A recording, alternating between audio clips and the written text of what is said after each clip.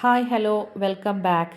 ഈ ഉള്ളിത്തിയൽ ഞാൻ ഉണ്ടാക്കുന്ന മെത്തേഡാണ് ഇവിടെ കാണിക്കുന്നത്. അതിനായിട്ട് ഞാനൊരു 1.5 കപ്പ് ഗ്രേറ്റഡ് കോക്കനട്ട് എടുത്ത് പാനിലിട്ട് നന്നായിട്ട് റോസ്റ്റ് ചെയ്തെടുക്കുന്നുണ്ട്.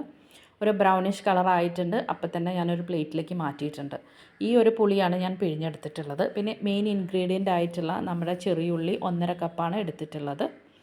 ശേഷം മസാലകൾ, അത് കൊറിയാണ്ടർ പൗഡറും ചില്ലി പൗഡറും ഇത് രണ്ടും സെയിം ക്വാണ്ടിറ്റിയാണ് എടുത്തിട്ടുള്ളത്. 1 ടേബിൾ സ്പൂൺ മഞ്ഞൾപ്പൊടി, 1/4 ടീസ്പൂൺ കടുക്, വറ്റൽമുളക് എന്നിവ പൊട്ടിച്ച ശേഷം എല്ലാ ഇൻഗ്രീഡിയൻസും ചേർത്ത് നന്നായി ഒന്ന് വഴറ്റുക.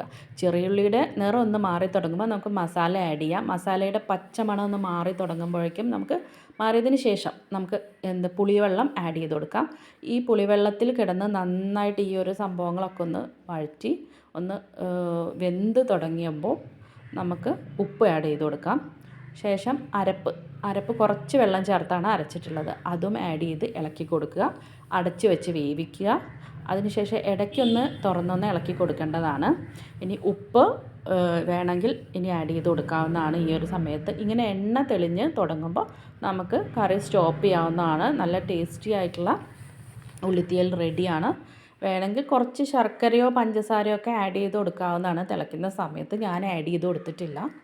എനിക്ക് ഇങ്ങനെ ഒരു ടേസ്റ്റാണ് ഇഷ്ടം. ഇനി സെർവിങ് ബൗളിലേക്ക് മാറ്റുകയാണ്. Okay, thank